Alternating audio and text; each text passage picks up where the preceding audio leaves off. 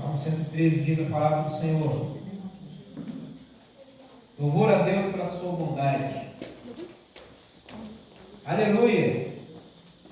Louvem os servos do Senhor. Louvem o nome do Senhor. Bendito seja o nome do Senhor, agora e para sempre. Do nascimento do sol até o momento em que se põe, louvado seja o nome do Senhor. Excelso é o Senhor, acima de todas as nações, e a sua glória está acima dos céus. Você é chamado nessa noite, meu querido irmão, minha querida irmã, para louvar esse Deus grandioso, esse Deus que o salmista diz que ele é bendito desde o momento do nascimento até o momento do pôr do sol. Ou seja, desde o momento em que você abre os seus olhos até o momento em que você vai de novo dormir, o nome do Senhor ele tem que ser exaltado. Amém. O nome do Senhor tem que ser louvado. Amém. Você tem que ter seu coração grato, porque foi Ele que te levantou, porque as misericórdias dele se renovam a cada momento. E foi Ele que te fez novamente repousar em segurança, com o coração grato, porque em mais um dia foi Ele que te sustentou, foi Ele que te proveu, foi Ele que te deu saúde, foi Ele que te deu forças. E o ciclo ele vai acontecendo desde o nascimento até o pôr do sol, do nascimento ao pôr do sol, porque a glória de Deus está acima dos céus, a glória do Senhor está sobre toda a terra, sobre todo lugar, sobre todo o universo. Louvor a Deus pela sua bondade. Se não fosse a bondade do Senhor, se não fosse a graça do Senhor, se não fosse a misericórdia do Senhor, nós não estaríamos aqui. Nós não poderíamos contemplar essa grandeza, essa beleza. Por isso, na noite de hoje, meu irmão, minha irmã, não é mais uma oportunidade, é a oportunidade, é a chance que você tem de louvar a Deus pela novidade de vida, pela novidade que você viveu, por tudo aquilo que Ele tem disponibilizado, por tudo aquilo que você tem acessado, por tudo aquilo que você tem se surpreendido por conta da grandeza e da bondade dele.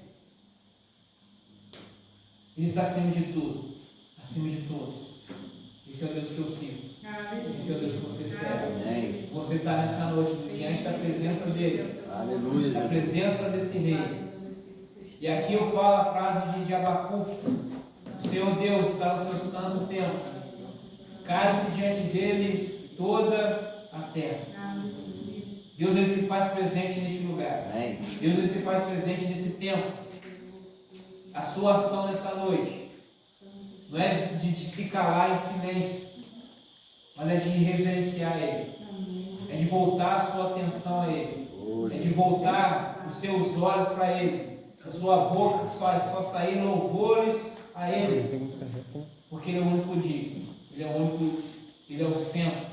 Ele é o único que pode fazer todas as coisas. Ele saia com essa certeza no seu coração, meu irmão, minha irmã. Ele vai nos surpreender essa noite. Ele não vai ficar devendo nada para ninguém, porque é o Espírito Santo que age. E o Espírito Santo de Deus não fica devendo nada para ninguém. Feche seus olhos nessa hora. Faça sua oração de entrega ao Senhor. Faça sua oração de consagração ao Senhor. Faça sua oração de apresentação. Vai por ele, Senhor, eis-me aqui. Senhor, eu estou mais um domingo. Eu poderia estar no meu lazer, poderia estar descansando, me preparando para o início de uma semana, mas eu estou aqui no seu altar, apresentando as primícias da minha semana, esse início de tudo, esse início sabendo que é o Senhor que faz. Para com ele nessa noite, em nome de Jesus.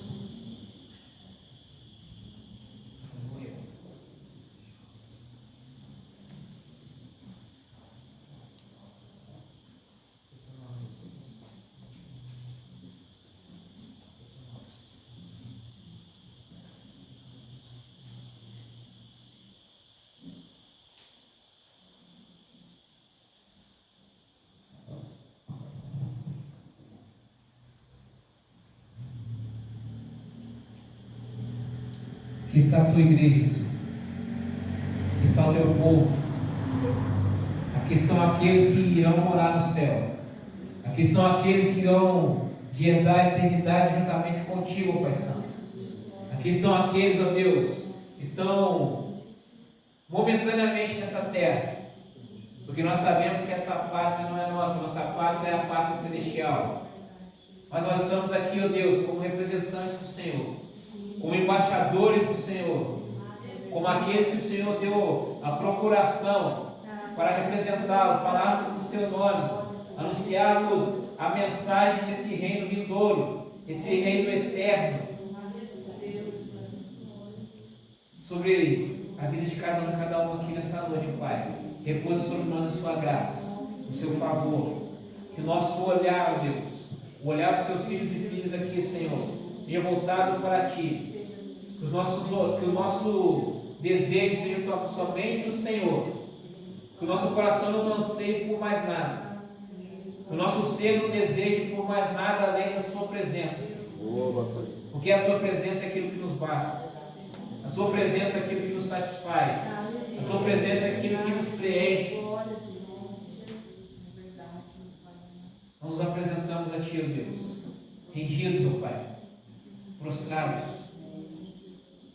pedindo perdão, Deus, pelos nossos pecados. São os nossos pecados que fazem separação entre nós e o Senhor. Por isso, ó Deus Santo, nós clamamos pelo sangue precioso de Cristo Jesus, aquele sangue vertido na cruz do Calvário, para a remissão dos nossos pecados, para que não haja barreiras, ó Deus, para a nossa adoração, para o nosso louvor que sairá dos nossos lábios, para o nosso louvor que nós entoaremos aqui nessa noite, ó Deus, alcance o Seu trono de glória e suba, ó Deus, como um incenso suave, Deus, para que esse louvor, ó Pai, encontre graça e nós entremos em sintonia com o céu. Sim, papai. Um local onde a sua vontade ela é plenamente feita. Nós falamos aqui nessa noite que a Sua vontade ela seja plenamente feita na Sua igreja aqui neste lugar, sobre a vida dos meus irmãos e irmãs aqui, Senhor. Aleluia. Tudo é para Ti, Senhor. Tudo é para Ti, Senhor. Por isso, Pai Santo, fale conosco. Venha Sua graça sobre nós.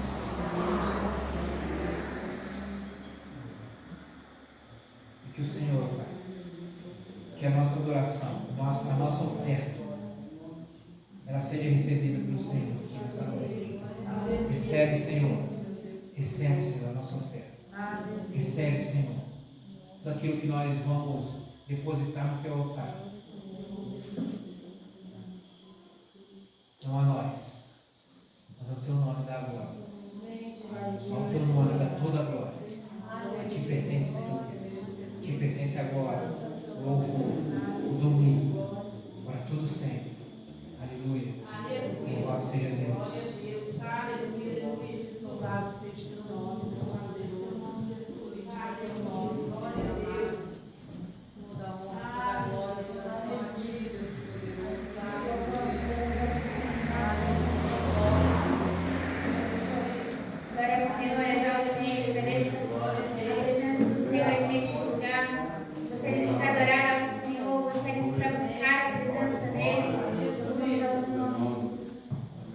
Só pra te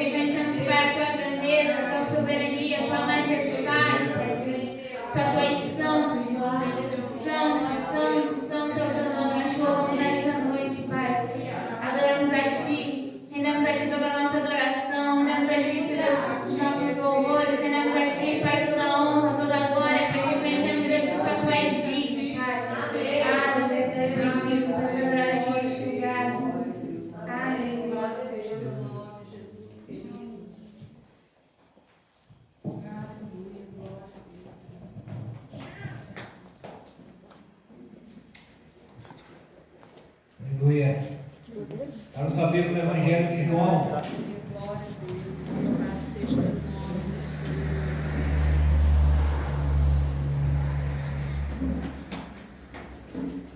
Evangelho de João, capítulo 6.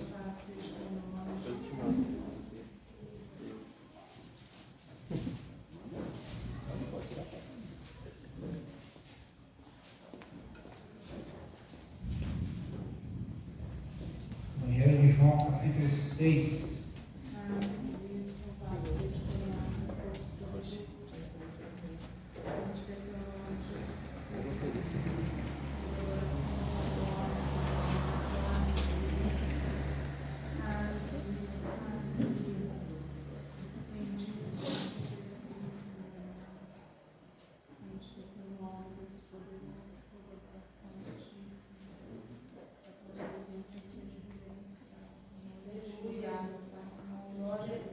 Achei no verso 1,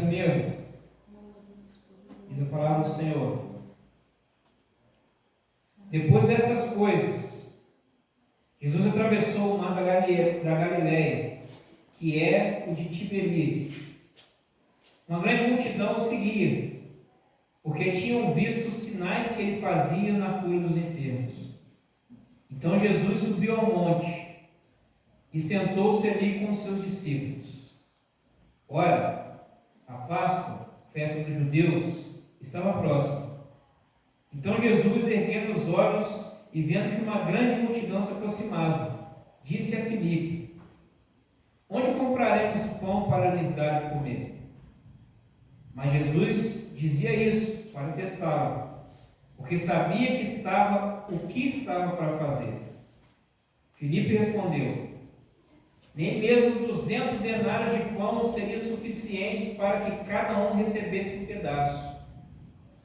Um dos discípulos, chamado André, irmão de Simão, disse a Jesus: aqui está um menino que tem 5 pães de cevada e 2 peixinhos.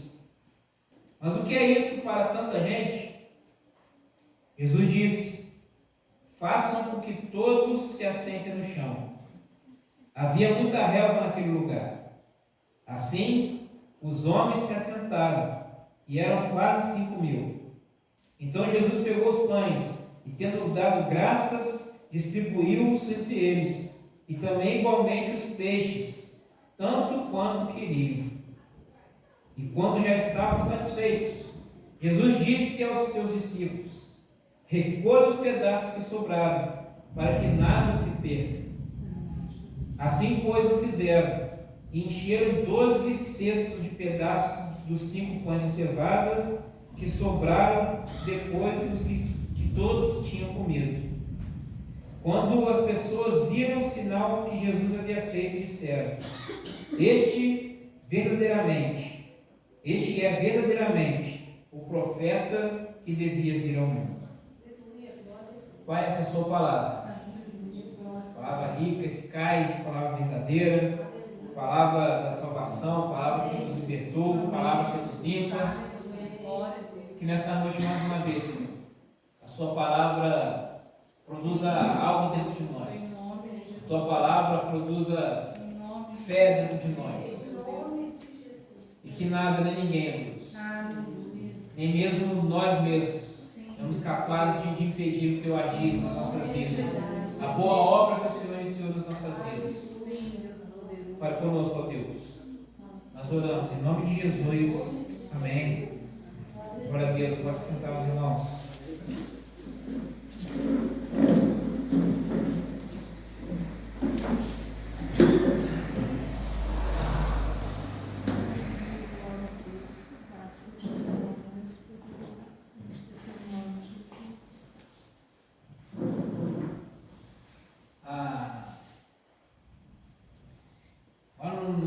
Foi semana passada, na retrasada, nós que ministramos ali cerca de João capítulo 1, ali eu falei de João trazendo uma revelação, João trazendo uma verdade, a verdade do Verbo encarnado, a verdade de Jesus Cristo, não somente um homem, mas Jesus Cristo, o Deus, o Messias, aquele que foi prometido, aquele que todos esperavam, aqueles que as Escrituras afirmavam e diziam sobre ele, era o próprio Jesus. E João, ele faz questão de falar desse Jesus homem. João, ele faz questão de falar, ou melhor, desse Jesus Deus. João, ele faz questão de falar dessa divindade de Jesus, expondo, já iniciando o seu livro falando dos milagres. E já inicia a narrativa, os seus escritos, já com um Jesus milagreiro. Ele não começa falando ali de como Jesus era em casa, de como era a família. Ele apresenta Jesus já como Deus, já apresenta Jesus ali com a sua obra redentora, e já vai de cara apresentando os milagres de Jesus, mostrando as pessoas que foram sendo transformadas por Jesus à medida que elas foram encontrando com Jesus. É assim quando ele diz no capítulo 3, o Nicodemos, um homem que era sacerdote, conhecedor da lei, mas foi transformado no encontro com Jesus. Depois ele continua a narrativa falando acerca dos milagres, falando ali daquilo que Jesus foi fazendo, as pessoas testificando acerca do poder que Jesus manifestava. E o capítulo 6, ele inicia falando, depois dessas coisas. Que coisas?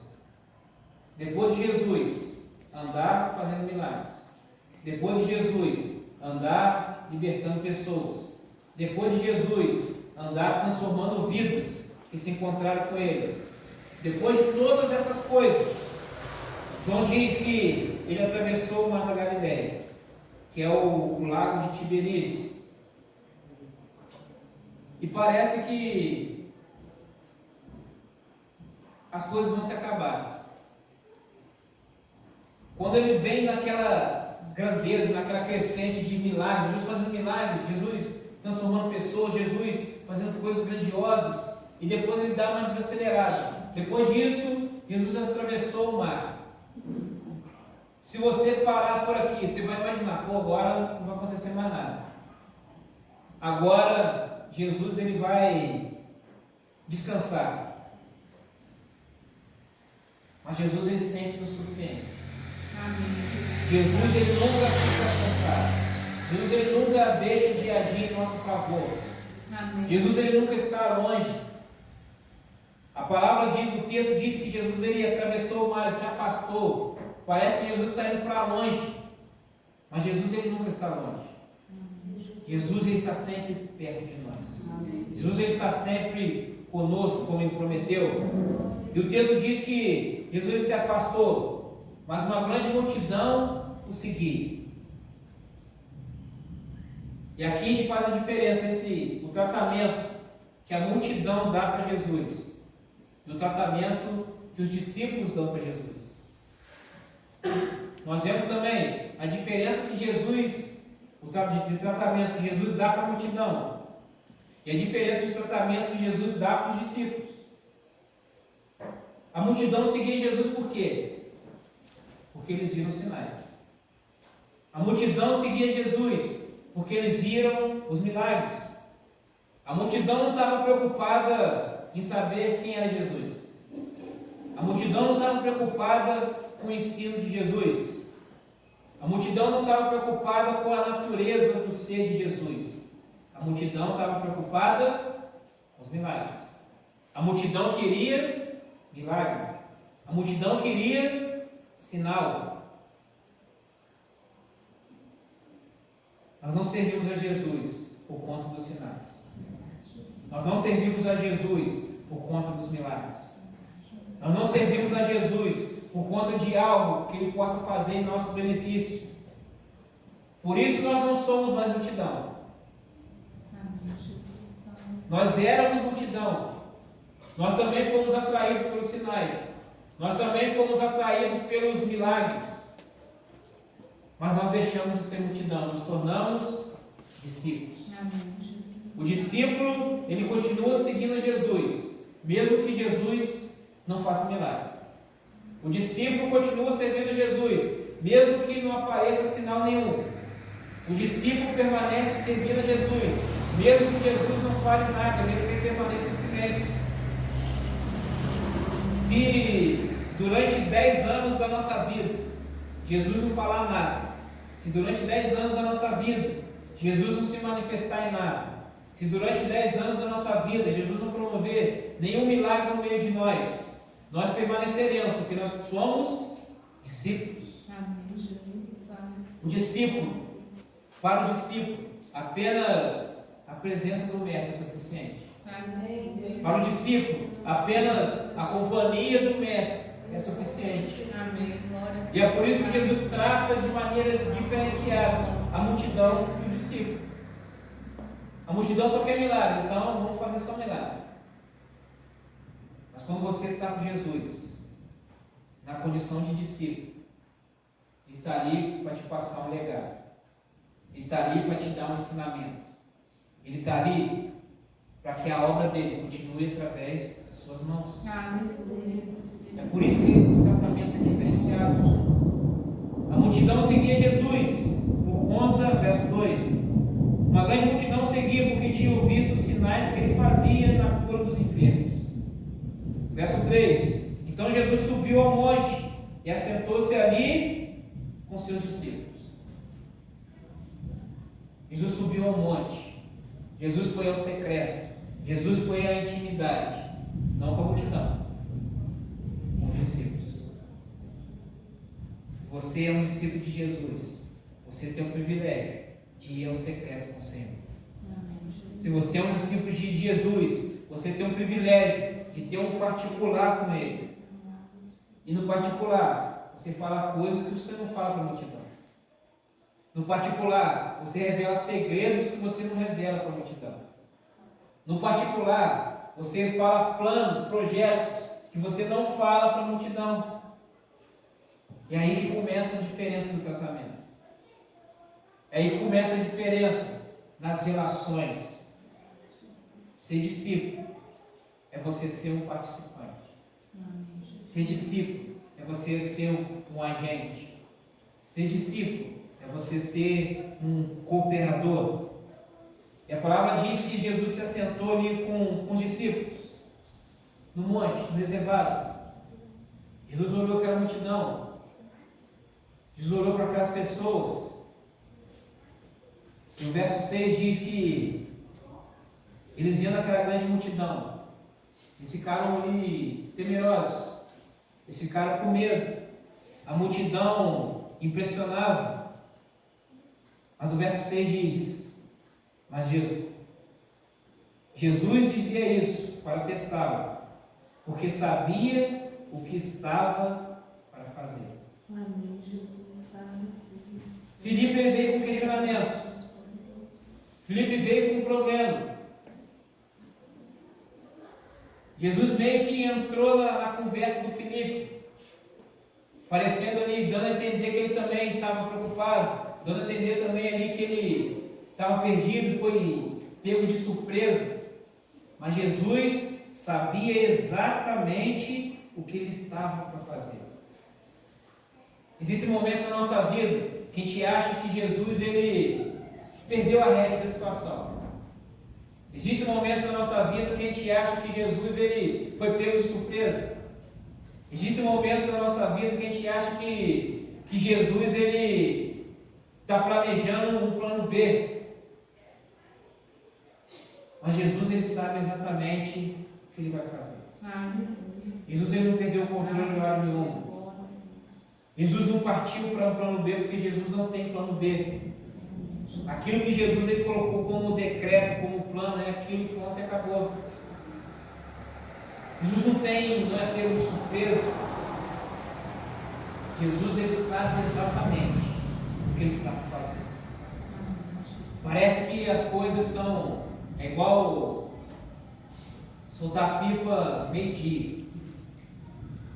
Quando eu era criança, lá a gente era fominha, a gente almoçava correndo, ou às vezes nem almoçava. Ia para a rua para querer soltar pipa. Meio-dia, sol lindo. na nuca aqui, ó, no quemo. Só sol, zero vento. A gente lá, e não sobe, e a pipa não vai, porque não tem vento, e fica a pressão toda. Aí pega a pipa, sai correndo para te gerar o vento para tentar subir, faz aquele esforço danado para tentar subir a pipa. Existem momentos da nossa vida que a gente acha que Jesus ele é como a gente se esforçando para subir a pipa, porque o vento não está lá.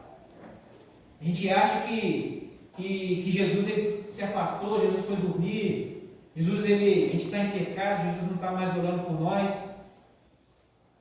Mas Jesus ele sabe exatamente o que ele está fazendo. Amém. Jesus sabe. Jesus ele está observando de longe muitas das vezes. Jesus ele está ali, ó, rocha, ele achar que eu não estou aqui, mas eu estou observando. Quando você vai ensinar seu filho a andar de bicicleta, no começo você está ali segurando, ó, estou aqui. Aí você está lá, não solta não, senão eu vou cair. Seu filho, não, mãe, pai, não solta não, senão eu vou cair, fica tranquilo. Não vou soltar não. Até que chega um momento que seu filho foi lá, pedalou, você está andando, já está lá 5 km de distância, ele achando que você está ali ainda segurando, quando olha, você está lá atrás, lá, sentado lá, comendo pão mortadela, tomando coca. E ele andando sozinho de bicicleta. Mas que hora você me soltou? Ele já soltou faz tempo. Ele já sabia o que ele está fazendo. Ele sabia, eu vou estar aqui. Eu sei que ele vai, eu sei que ele vai prosperar, eu sei que ele vai avançar, eu sei que ele vai romper. E quando ele se der conta, achar que eu não estou fazendo nada, ele vai ver que em todo tempo eu estava lá. Jesus ele sabe o que ele está fazendo. Jesus ele não te abandonou, meu irmão. Jesus ele não te esqueceu. Jesus não deu de ombros a sua situação e continua permanecendo o mesmo. Ele continua querendo o seu bem-querer, o seu bem-estar. Filipe trouxe uma situação dentro daquela multidão e falou: ei, Jesus, e agora? Essa galera toda aí, eles estão o dia inteiro atrás do Senhor. Essa galera vai ter fome. Essa galera precisa comer. Onde nós vamos comprar pão? Onde a gente vai comprar comida para essa galera toda? Filipe com a sua fé natural. Filipe com o seu sentimento, olhando apenas a realidade, aquilo que o sentido, aquilo que a sua visão podia contemplar. Ele olhou ali, ainda não tinha os números, daqui a pouco a gente fala dos números, mas aquela cabeçada de gente. Jesus dando corda, aí Filipe, o que a gente vai fazer? E Filipe desesperado, mano, quanto dinheiro que a gente tem? Quanto dinheiro que a gente tem aqui?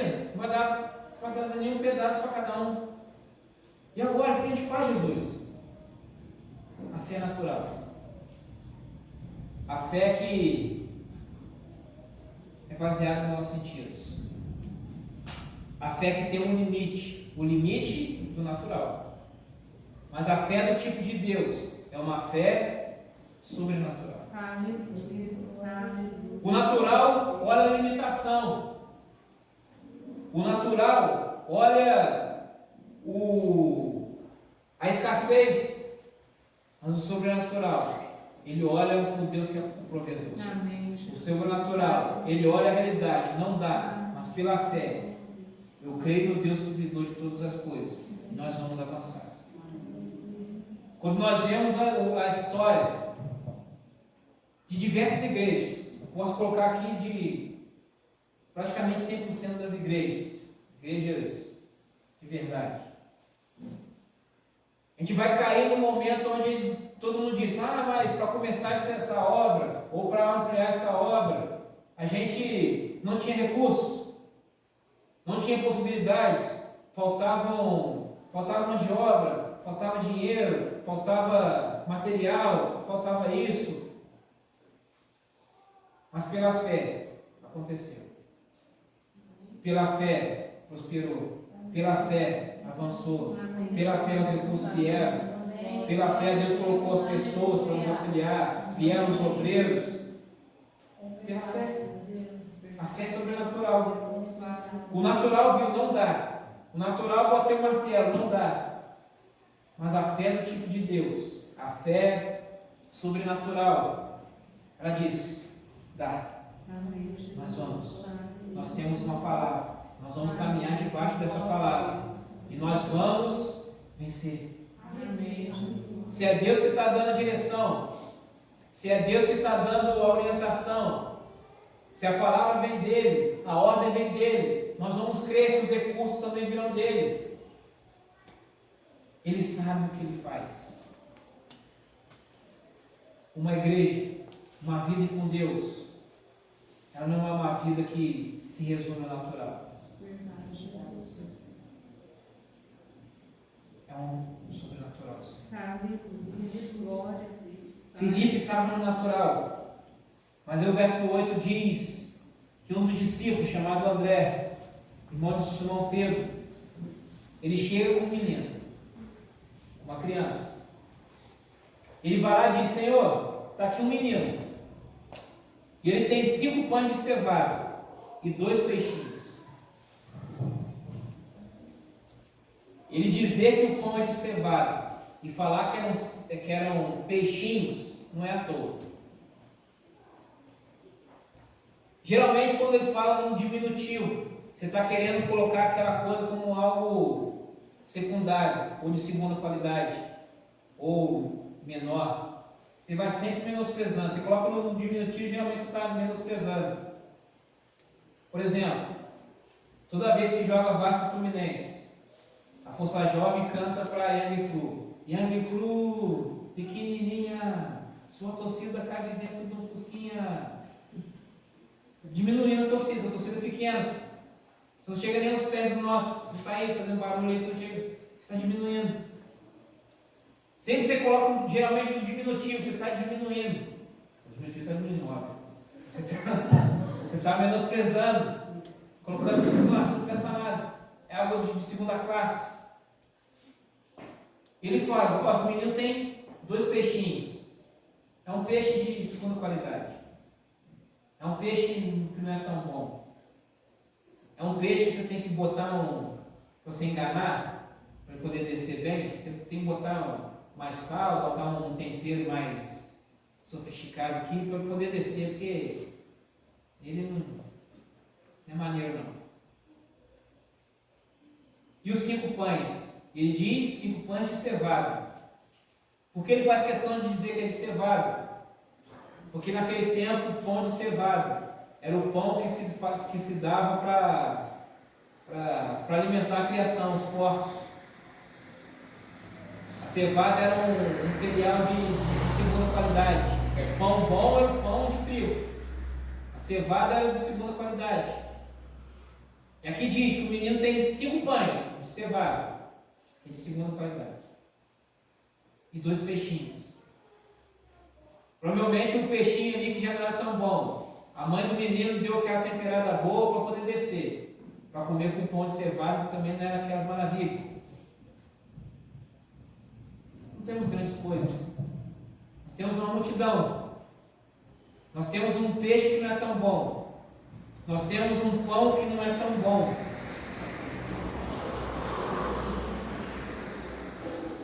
Mas André, ele não estava na fé natural de Filipe.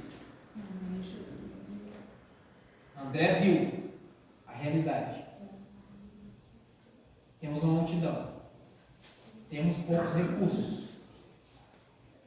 Mas diante daquilo que eu já vivi do Senhor, diante daquilo que eu já vi o Senhor fazendo, eu creio que o Senhor mais uma vez vai mudar o cenário. Eu creio que mais uma vez o Senhor vai operar um milagre. Eu creio que mais uma vez, eu não sei o que o Senhor vai fazer, mas vai ser suficiente. E nós vamos sair satisfeitos do Senhor. Aquilo que você tem nas suas mãos, querido, é suficiente. Aquilo que você tem nas suas mãos é suficiente. Ah, mas Jesus, eu tenho pouca coisa. Eu tenho pouca coisa para te oferecer, Senhor. Eu tenho poucas habilidades. Ou a habilidade que eu tenho é limitada. Ou o conhecimento que eu tenho é pouco. O pouco o Senhor é muita coisa. Amém, Jesus. Jesus ele não está preocupado com a qualidade daquilo que você tem na sua mão. Jesus ele não está preocupado com o valor daquilo que você tem nas suas mãos. Ele só quer que aquilo que você tenha nas suas mãos, você ofereça para Ele. Porque aquilo que você tem já é suficiente. Amém, Jesus. Muitas das vezes o inimigo ele tenta nos paralisar com essas crises. A gente pega e olha para o irmão. O que o irmão tem? O irmão ali tem. Pô, ele tem mais dinheiro que eu. Mas com esse dinheiro que ele tem a mais, ele consegue ir mais longe. Vamos ver o irmão do outro lado. O irmão do outro lado aqui tem. O dinheiro dele é igual ao meu. Mas ele é mais inteligente. Caramba, eu já fiquei para trás de novo. Vamos ver o irmão de trás. O que o irmão de trás tem? O irmão de trás tem menos dinheiro que eu. Eu estou ganhando já. Pô, mas o irmão de trás, ele tem mais amigo. Pô, os amigos vão ajudar ele. Eu sou sozinho nesse mundo. Não vai dar não. Você começa a se rebaixar. Você começa a não querer oferecer nada ao Senhor, porque você acha que aquilo que você está oferecendo, Deus ele vai rejeitar. Afinal de contas, o irmão do lado, o irmão do outro, o irmão de trás, o irmão da frente, eles têm mais recursos do que eu. Mas Jesus ele não está preocupado com o recurso diário de você. Jesus ele quer que aquilo que você tem nas suas mãos, você apresente para Ele. Amém. E Ele vai multiplicar. Ele vai fazer acontecer. Ele vai promover o milagre. Você no seu natural é a limitação, não dá aquilo outro, mas Jesus não está olhando a sua limitação. Ele só quer ver a sua entrega. Ele só quer ver onde está a sua fé. A palavra diz que Jesus ele criou todo esse cenário para colocar Filipe à prova. O Senhor nos coloca em cenários para nos colocar à prova, para nos ensinar, para nos mostrar. Eu me lembro até hoje que o Leandrinho, pastor Leandrinho, na época ele era um dos pastores de jovens da Lagoinha, ele falou que de um ano para o outro, do nada, a igreja passou de 3.000 jovens ativos para quase 8.000, uma hora para outra. E o número de pastores para cuidar dessa galera era o mesmo. Como é que faz? Eles pensaram, não vai dar. Mas por saber que não dava, por reconhecer que não dava, eles foram para o Senhor. Senhor, esse é o recurso que nós temos nas nossas mãos. Não vai dar. Nós sabemos que não dá, mas o Senhor é aquele que pode promover o milagre. Amém, Jesus. Aleluia, glória a Deus. Resultado. Louvado seja o teu nome. Não sabemos como. Nós sabemos. Mas, milagrosamente, deu. O número de pastores não mudou. Os jovens multiplicaram. As demandas continuaram vindo, foram crescentes e aconteceu. Mas como aconteceu? O milagre do Senhor. Aleluia. Eles colocaram nas mãos do Senhor. Senhor, tem nas suas mãos. Glória a Deus. É a fé. Teu nome, Deus. É o poder dessa fé. É o poder de orar para o Senhor. Aquilo que eu tenho nas minhas mãos, eu vou apresentar para o Senhor. Amém, Jesus. Porque eu sei que aquilo que eu tenho hoje é suficiente. Aleluia, glória a Deus. É suficiente. E esse suficiente não é o suficiente, é só isso aqui, tá bom, e vamos fazer nas coxas. Não. Aquilo que eu tenho é pouco, é suficiente, mas eu vou buscar excelência. Que na busca dessa excelência, esses pães eles vão sendo multiplicados. A palavra diz que só tinha 5 pães e 2 peixinhos. E Jesus falou, olha, vamos todo mundo sentar. Quero bagunça não, essa bagunça toda aí, todo mundo de pé, aí vai ser igual quem assistiu Família de... Não sei quem assistiu Família de Dinossauros aí. Família de Dinossauro lá, toda vez que o Dino ia abrir a geladeira, lá tinha uns bichinhos lá. Era justamente isso que ia acontecer. Se todo mundo ficasse lá, Jesus, vamos pegar, vamos subir o pão. Aí ia estar aquela bagunça, todo mundo. Não, senta todo mundo. Organiza essa bagunça aí. E a palavra diz que Jesus pegou aquele pouco, aqueles 5 pães e 2 peixinhos, Ele deu graças ao Pai, abençoou e saiu distribuindo.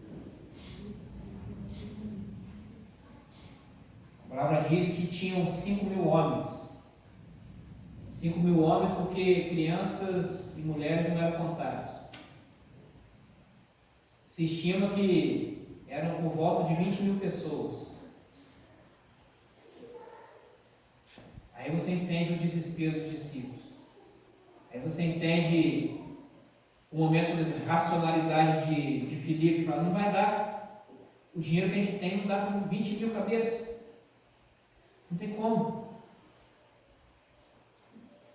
Mas Jesus, multiplicando o pão, multiplicando o peixe, distribuindo, 20.000 pessoas sendo alimentadas, 20.000 pessoas sendo saciadas, 20.000 pessoas vivendo um milagre, 20.000 pessoas desfrutando da fé de alguém. Alguém teve fé. Nesse momento, nesse episódio, a fé foi de André.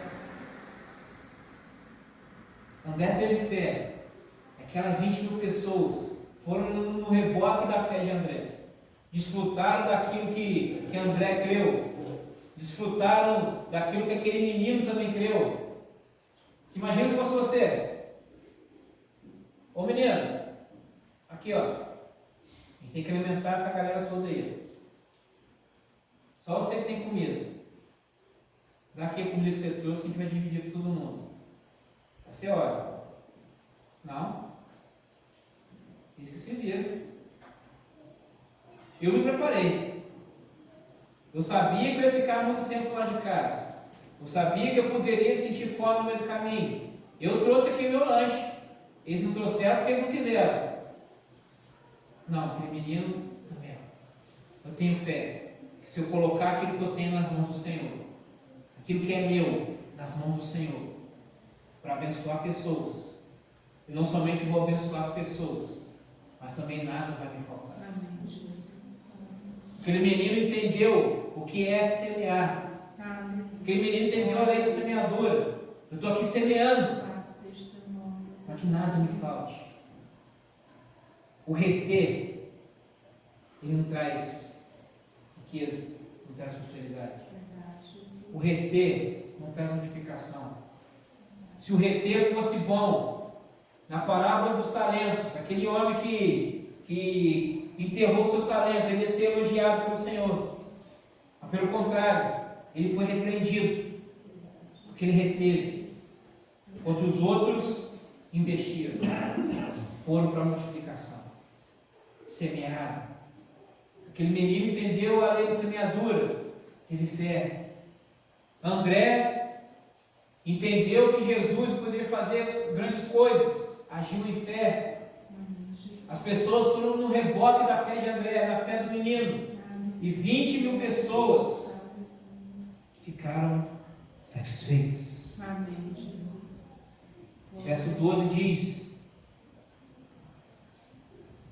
E quando já estavam satisfeitos, 20.000 pessoas satisfeitas. Que não fala ainda numa fome da galera. Estão satisfeitos. É como se tivesse ido num rodízio. Foi no rodízio, ó, lembrando do rodízio. Esse do rodízio, você sai mais que satisfeito. Você sai na beira do pecado da gula. Não é como se eu for, vamos na pizzaria aqui agora. Ó, vou dar um pedaço de pizza para cada um, hein? Só para enganar. Vai só te enganar. Não falou que enganou, você saiu satisfeito. Amém, Jesus. Quando você prova da provisão do Senhor, você sai satisfeito. Quando você prova da presença do Senhor, você sai satisfeito. É por isso que toda vez que você vem a um culto,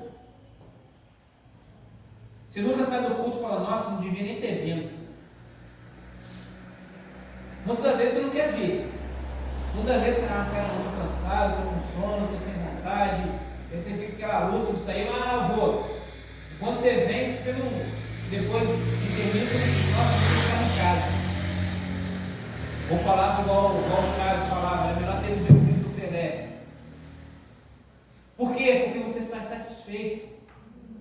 Quando você se encontra com o Senhor, quando você prova da provisão dEle, da presença dEle, você fica plenamente satisfeito. E o verso 12 diz: quando todos estavam satisfeitos, Jesus disse aos discípulos: recolha os pedaços que sobraram, para que nada se perca. Antes parecia que não ia dar, e agora fala que sobrou. Deus, ele não é miserável. A obra da cruz do Calvário, ela veio para nos tirar de um estado de miséria. Deus, ele não é miserável. Deus, ele é liberal. Deus, ele age com liberalidade. Certa vez o Luizinho, deixa eu ver, não lembro para que era, mas chegou assim: o Deus, pô, a gente vai estar levantando uma oferta aí para uma situação tal, pô, se puder ajudar tal. Beleza. Ele não colocou valor de nada. Naquele dia eu tinha 50 reais no bolso. Eu peguei e dei 30, toma aí, 30 conto aí. E na hora que eu dei, ele assustou, né? Disse, pô, eu não entendi por que isso, né? Ninguém fica emocionado com 30 reais.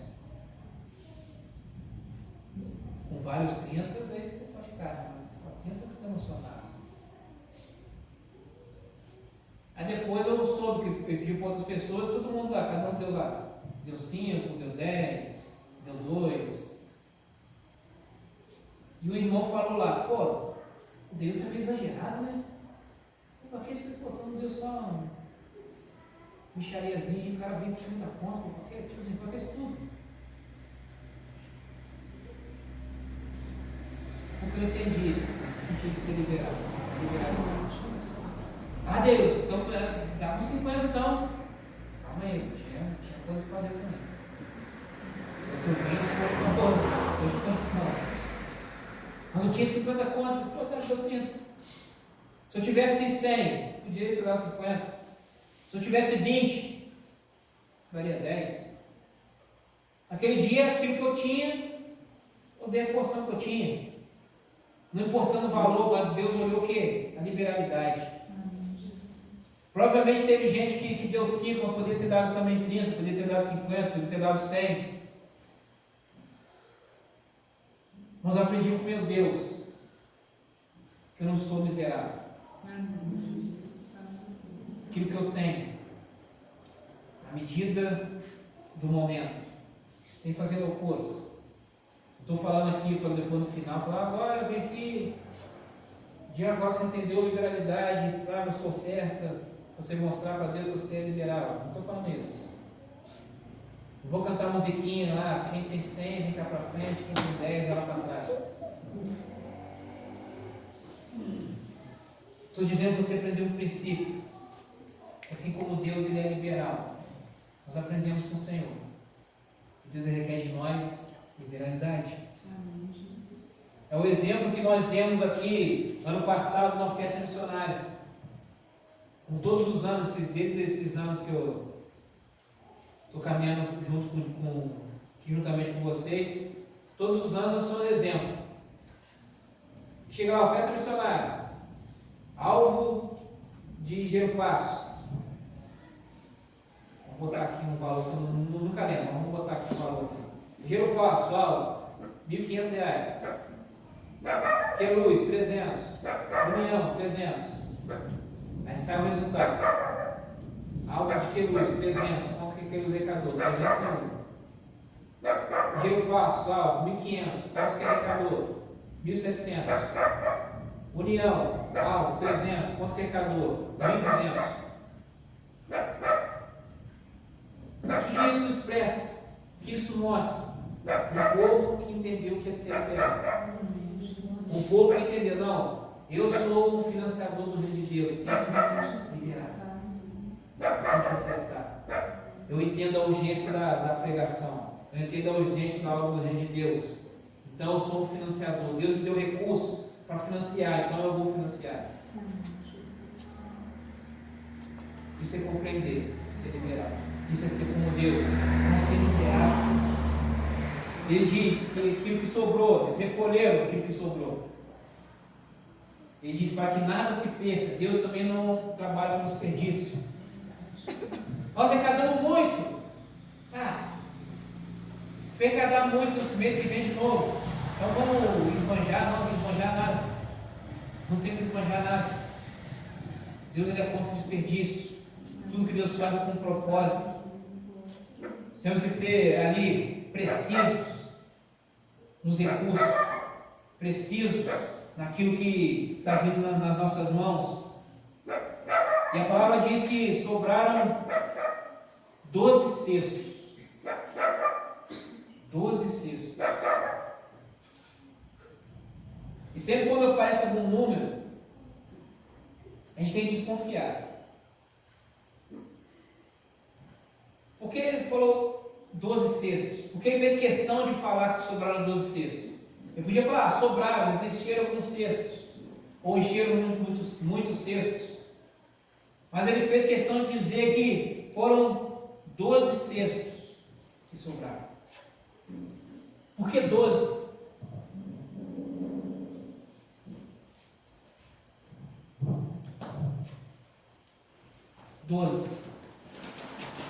Doze tribos, 12 discípulos. Esses 12 discípulos foram aqueles que iniciaram a igreja. Esses 12 cestos que sobraram, eles apontando para os 12 discípulos, apontando para a igreja apostólica, a igreja que herdou a doutrina dos apóstolos, a igreja que herdou o conhecimento e a missão de Cristo Jesus. Esses 12 cestos que sobraram remete a nós, como discípulos do Senhor. Jesus ele multiplicou o pão, Jesus alimentou a multidão. Agora, a missão é da igreja. Agora a missão é do discípulo. Esses 12 cestos que sobraram são os recursos que o Senhor tem depositado na minha mão e na sua mão, para que você também vá e alimente essa multidão. Jesus nos chama para alimentarmos a multidão. Jesus não está perguntando, mas tem muita gente. Eu não quero saber se tem muita gente. Eu já coloquei o recurso na sua mão. Eu já coloquei as condições nas suas mãos. Agora eu quero que você vá e alimente a multidão. Quando eu era adolescente, surgiu o grupo 4x1. Lá no 4x1 que saiu o Marcos Salles,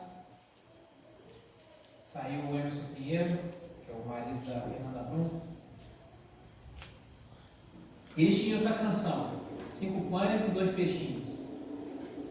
E o texto da canção diz que com Jesus o pouco é muito. Com Jesus o pouco é muito. E o melhor da frase é o que vem depois. Assim também creu aquele menino. Não adianta nós sabermos que com Jesus o pouco é muito. O que Deus quer de nós é que nós creiamos. Amém. Jesus. Eu sei que com Jesus o pouco é muito, mas veio, você crê? Eu sei que Deus ele pode fazer milagre, mas e daí você saber? Você crê? Eu sei que na palavra diz isso, isso e isso, mas não importa se você sabe. Eu quero saber se você crê. Eu quero saber se você vive. Eu quero saber se você faz prova. Eu falei alguns dias atrás, não foi aqui, acho que não. Acho que foi conversa com o Wesley, eu acho. Eu revi um podcast do Aposano, Alexandre Aposano. Teve um momento que meio que partiu, quando eu assisti tinha passado batido, mas eu vendo de novo, eu peguei essa fala dele, quando ele disse para o Senhor, ele é baterista, ele tocava com os travessos. Ele falou, Senhor, agora os caras descobriram que eu sou crente. Agora eu conheço os caras desconfiados. Eles Eles viam que eu não participava das coisas, eu ia para as coisas que eles faziam, eles viam que não levava mulher para o quarto do hotel. Mas agora os caras sabem que eu sou crente. Agora eles têm certeza. Já levei um ou outro para a igreja, para o culto, agora os caras sabem. Agora vem a perseguição. Agora eu sei que qualquer coisinha eles vão inventar para tentar manchar a minha reputação como nome de Deus. E eu sei que eu posso cair. Senhor, me tira daqui. Resumindo a história. Depois de 3 meses, ele fez um voto com o Senhor. Depois de 3 meses, ele recebeu um telefonema para fazer um teste. E esse teste era para ser baterista na banda Oficina G3. Saiu do pagode para tocar rock. Saiu do secular para pregar o evangelho juntamente com uma banda cristã. Ele exerceu a fé. Ele sabia. Ele tinha conhecimento, mas ele não tinha colocado em prática. Ele não tinha colocado à prova. No momento que ele colocou a prova, Senhor, é isso a situação. Deus o honrou. Deus respondeu a oração. Deus respondeu o passo de fé que ele deu. Ele saiu simplesmente do conhecimento para viver por essa fé. Aquilo que você tem na sua mão, meu irmão, aquilo que você tem na sua mão, minha irmã, é suficiente. O que Deus espera de você nessa noite, o que Deus espera de você a partir desse momento, é esse passo em direção à multiplicação daquilo que Ele colocou na sua mão. É esse passo de fé em direção ao cumprimento daquilo que Ele colocou como premissa dentro do seu ser. É esse passo de você sair da situação que você está hoje para viver algo maior no Senhor. Aí eu volto no início, quando nós falamos da diferença da multidão para o discípulo. A multidão queria só viver um milagre. A multidão só queria só desfrutar do milagre. Mas o discípulo, ele quer ser um participante do milagre. O discípulo quer ser um colaborador do milagre. O discípulo ele quer ser um agente desse milagre. O discípulo ele quer ter o prazer de ter sido aquela pessoa que foi usada para a operação do milagre.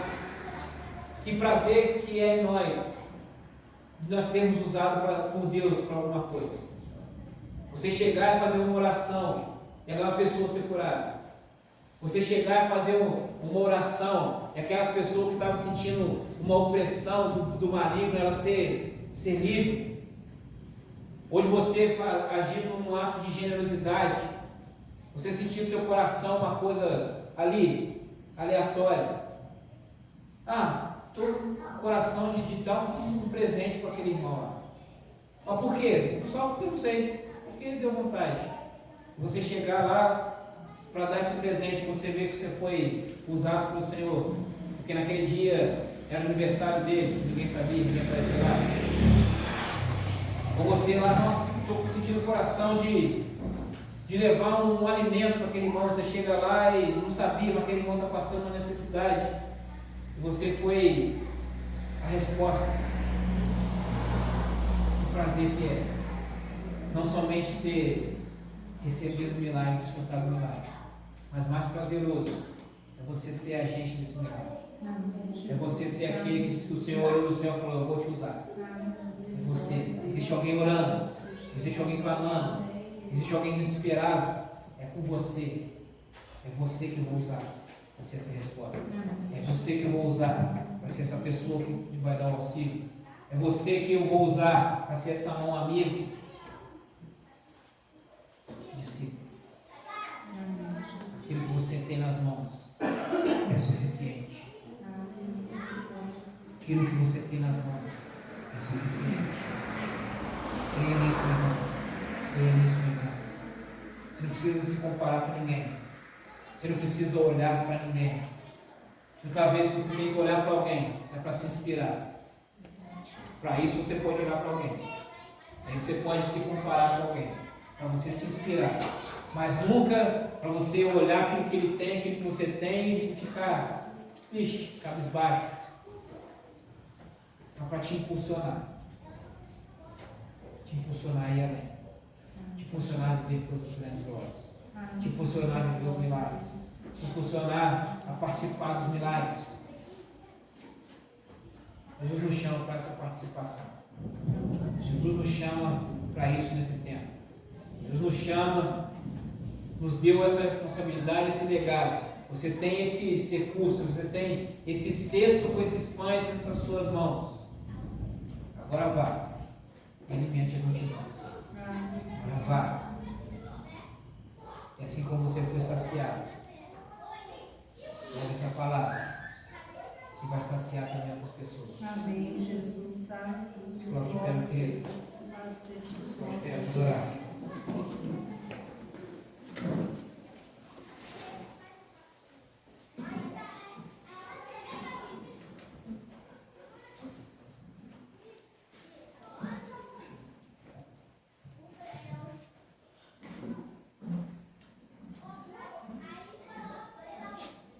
Nesse tempo, Deus ele tem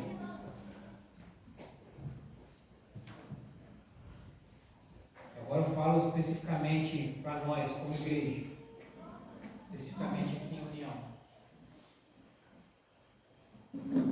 Deus ele tem nos desafiado nesse novo tempo.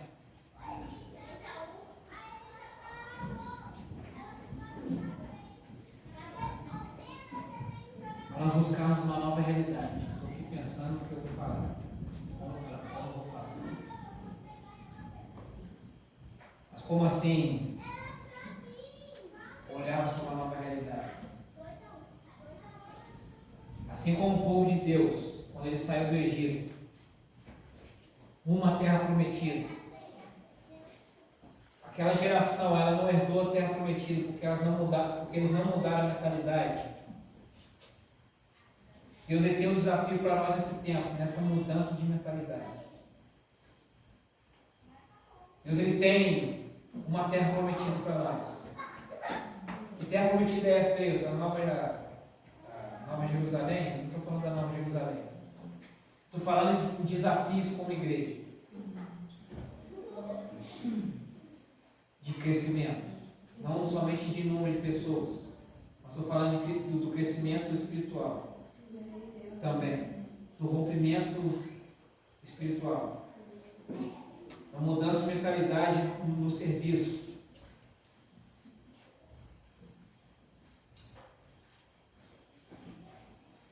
Deus ele tem um desafio nas nossas mãos, desse romper, e essa mudança de mentalidade, ela começa quando nós olharmos para aquilo que nós temos nas nossas mãos. Entendemos que isso é suficiente para nós rompermos. Não olhar para a nossa situação de limitação, de escassez. Nós vivemos pela fé e cremos que é possível. Cremos que a obra de Deus, como o Cleito gosta aqui, que a morte do comandante não pode parar. Entender que a morte do comandante não pode parar. E agimos em cima dessa palavra. Agimos diante dessa missão. Quando a gente subiu aqui, o Zé falou comigo, Deus, é impressão minha, ou tem mais gente na igreja? Ou está mais cheio o culto? Eu falei, é verdade. Estamos uma frequência maior. Tem mais pessoas. Mas aquilo que Deus tem para nós, isso ainda é pouco. Assim como foi lá no Engenheiro Passo, com o pastor Aneide e o pastor Fernando, que estavam lá na caixinha de fósforo. E Deus deu uma visão, deu um sonho. Eles mudaram a mentalidade. Mudaram a mentalidade do povo. A igreja avançou, a igreja cresceu, rompeu. Deus nesse tempo tem dado essa mesma missão para nós aqui em União, com o povo em União. Nós já temos um exemplo. É o tempo do corte. Que corte? Estou falando, corte do cordão umbilical. Sempre que eu estou falando isso, não é amém. Não tem nada a ver com pregação. Amém. O poste do cordão umbilical. O poste do cordão umbilical da questão de eu dependo de você, sem você eu não sou nada, longe de você eu não consigo. Deus está nos chamando como igreja para a maturidade. E ser maduro não significa que eu vou ser independente e não vou dar satisfação para ninguém, não é isso que eu estou dizendo. Mas entender que agora eu preciso dar um passo de fé. Entender que agora o ninho que eu estava, ele agora não me cabe mais. Eu preciso ir além. Eu preciso sair do barco. Do barco que é a minha segurança. E andar sobre as águas. Mas andar sobre as águas, o mar está revolto. Andar sobre as águas, o mar está balançando. Mas Jesus está lá no mar, me chamando para me encontrar com Ele. O barco não é a minha segurança. A minha segurança é caminhar sobre as águas e em direção ao meu Senhor. É isso que Deus exige de nós. E aquilo que você tem nas suas mãos é suficiente. Feche os olhos. Vamos orar. Antes de nós orarmos, fala com o Senhor no seu coração.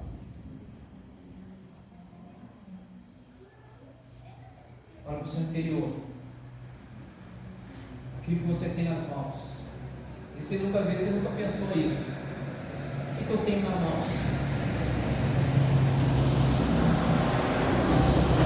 Fala com você, o que você tem na mão. Qual a habilidade que você tem?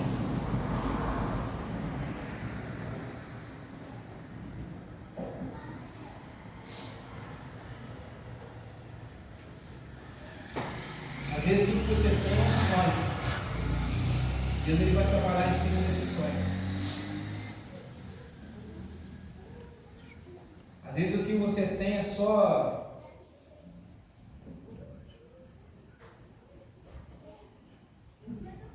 10% do recurso que você precisa. Deus ele vai começar a trabalhar em cima desse 10%. Às vezes o que você tem é um equipamento que ele é 10 gerações defasado do que seria o ideal. Mas ele vai trabalhar em cima desse que é defasado.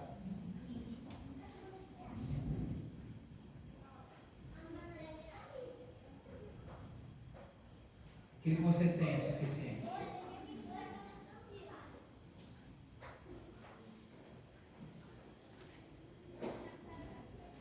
Muitas vezes as pessoas pensam, mas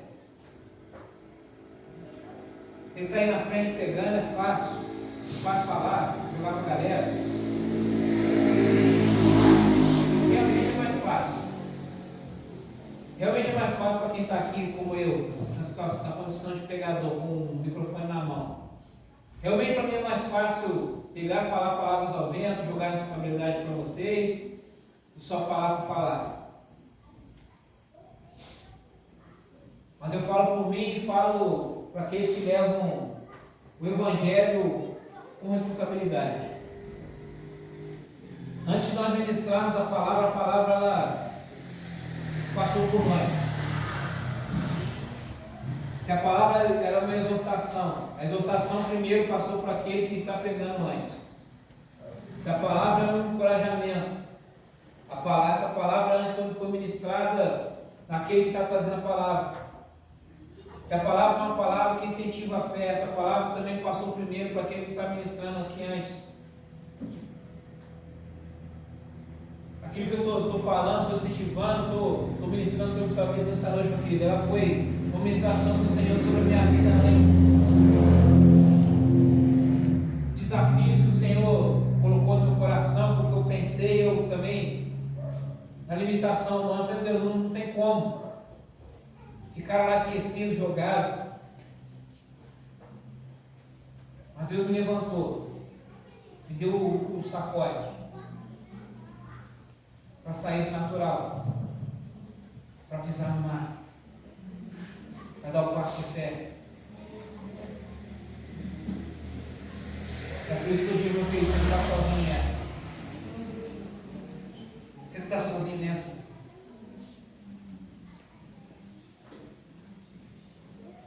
Cada um de nós tem desafios pessoais específicos. Cada um de nós tem uma palavra específica, uma palavra rema que foi liberada pelo Senhor. Mas o princípio é o mesmo. O meio campo é o mesmo, a gente é o mesmo. É a fé. É o passo de fé que o Senhor quer de nós. É o passo de fé que o Senhor requer de mim. É o passo de fé que o Senhor requer de você.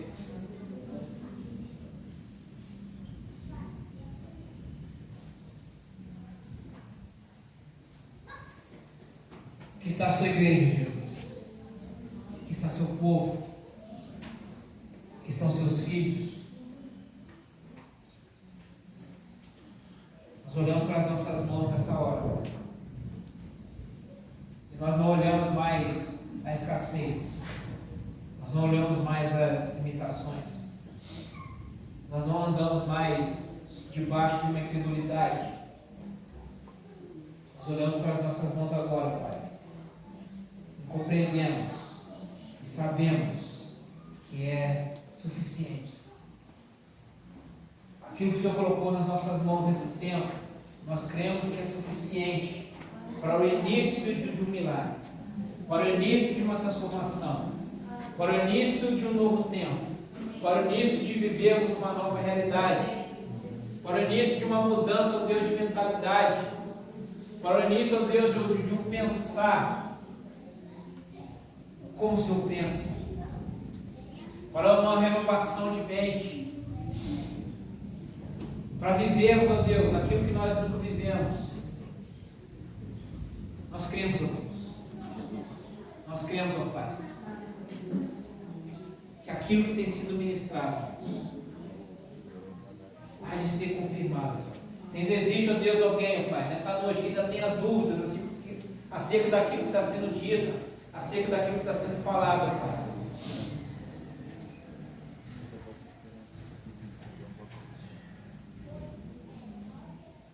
Assim como foi com Gideão. Se alguém faça a prova, coloque o Senhor à prova, que o Senhor venha com a resposta, para testificar que isso é uma verdade. Seja das diversas maneiras que o Senhor venha atrás. Seja levantando alguém, Deus, para encontrar na rua e liberar a palavra. Seja diante de uma mensagem vista pela internet ou uma palavra vista pela televisão. Seja através de um pregador de outro lugar, ó Deus, sem conhecer a nossa realidade, mas vindo ministrar aqui. Ou seja, ó Deus, em visita em algum outro lugar, uma outra localidade. Se o Senhor levantar algum profeta, ó Deus, eu não sei, Pai. Mas que o Senhor testifique nos corações. Que o Senhor prove, Deus, a verdade, Deus, a integridade dessa palavra. E que nós, como igreja, caminhemos e vivamos essa nova estação que o Senhor tem preparado para a vida da sua igreja, para a vida dos seus filhos e filhas. Nós abençoamos nessa noite. Que o Senhor nos leve para os nossos lares, sob a sua proteção, sob o seu cuidado. Que o Senhor nos leve para os nossos lares, ó Deus Santo, sob a sua supervisão. Que iniciemos mais uma semana, Deus. Semana, ó Deus, de desafios. Semana, ó Deus, de diversas demandas. Mas que iniciemos, ó Deus, obedientes ao seu agir, obedientes à sua ação, obedientes ao teu querer.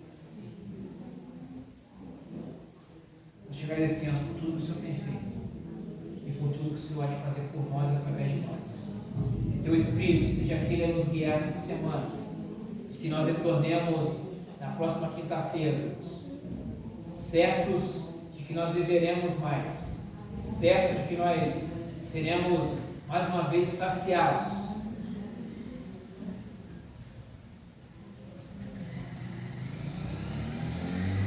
para o louvor do teu nome, para o louvor da tua glória. Te agradecemos, Pai Santo, nome de Jesus. Aquele que vive e reina para todos sempre. Amém.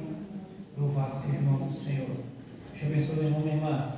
Vai na paz de Cristo. Que o Senhor te abençoe, que o Senhor te guarde. Que a bênção de Deus esteja sobre a sua vida, sobre o seu lar, sobre o seu trabalho. E nos vemos na quinta, em nome de Jesus.